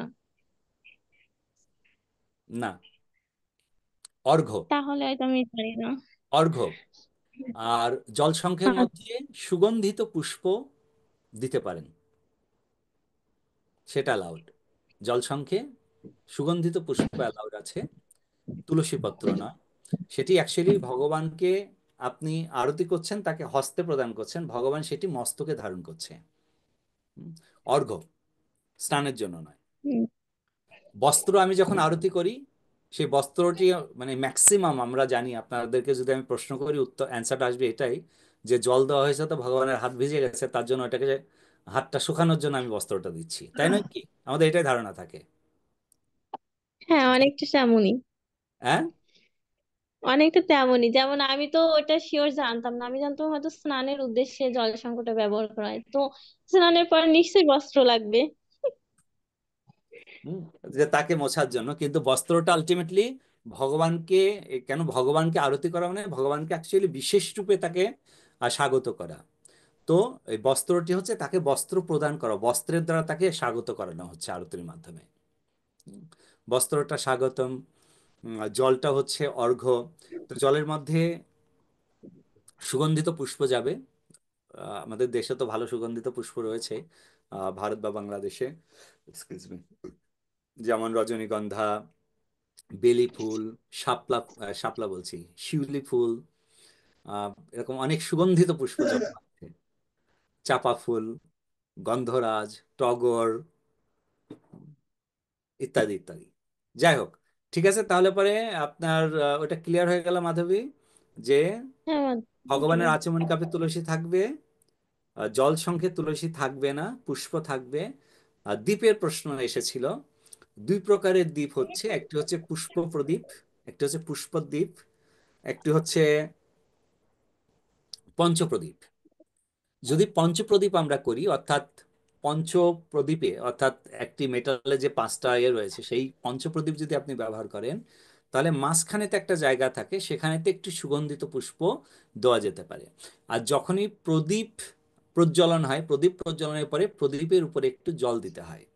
কেননা প্রদীপ মানে সেখানে অগ্নিদেব এসেছেন, আর অগ্নিদেব তো সবসময় খুব ক্রধান্বিত থাকেন, মানে জ্বালিয়ে দেওয়া পুড়িয়ে দেওয়ার ব্যাপারটা হচ্ছে অগ্নিদেবের।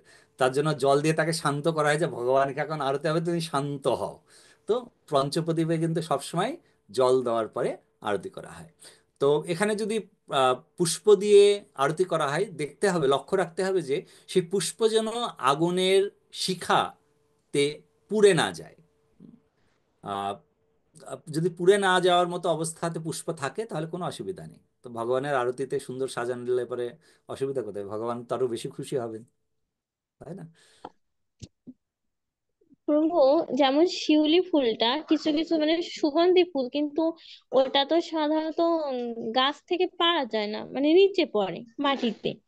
তো অনেক পুষ্পই আছে যেগুলো গাছ থেকে নিচে পড়ে সহজে, অনেক উঁচুতে থেকে পারা যায় না। তো এই যে মাটিতে পড়ে যায় যে পুষ্পগুলো, এগুলো কি ভগবানের চরণে অর্পণ করা যায়? অনেকে করে, নিঃসন্দেহে। আবার অনেকে করে না। না, সেটিকে ধুয়ে ভগবানের চরণে অবশ্যই অর্পণ করা যায়, ঠিক আছে। কেননা আচ্ছা বিশেষ করে বলা হয়েছে যে শিউলি ফুল যেটাকে আমরা বলছি, সেই খোলা ছিল কেন? সেই শিউলি ফুল বা আমলকি ফুল বা আমলকি বৃক্ষ, শিউলি ফুলের বৃক্ষ, তুলসী বৃক্ষ, তার আশেপাশের যে মাটি, সেই মাটিটাই কিন্তু পবিত্র থাকে। দুর্বা, আমরা দুর্বা ভগবানকে নিবেদন করি না, পূজাতে দুর্বা লাগে। যদিও আমরা গৃহেতে সবসময় ব্যবহার করি না, যখন বিশেষ বিশেষ প্রোগ্রাম হয় তখন আমরা দুর্বা ব্যবহার করি। দুর্বার উপরে তো কত মানুষ চলাফেরা করে, সেই মাটির মধ্যে হচ্ছে, কত লোক হাঁটছে, গাড়ি যাচ্ছে, কত কিছু হচ্ছে, তথাপিও সে দুর্বা আমরা ব্যবহার করছি, কেন? দুর্বা পবিত্র। কুশগ্রাস, কুশাসনে আমরা বসি, মাটির উপরে হয়। কুশাসনে মানে কুশ ঘাসের উপর দিয়ে আমরা হাঁটছি, তারপরে সেটাই তুলে নিয়ে এসে আমরা ভগবানকে নিবেদন করছি, অপবিত্র হয় না। পুষ্প হচ্ছে সেম, পুষ্প অপবিত্র হয় না, সেটিকে আপনার পাদস্পর্শ যাতে না হয় সেটা লক্ষ্য রাখতে হবে, যে পাদস্পর্শ যেন না হয়, আর সেটাকে ধুয়ে আপনি ব্যবহার করুন, সেক্ষেত্রে কোনো প্রকারের অপরাধ নেই। ওকে মাধবী মাতা। হরে কৃষ্ণ প্রভু, ধন্যবাদ প্রণাম। আমি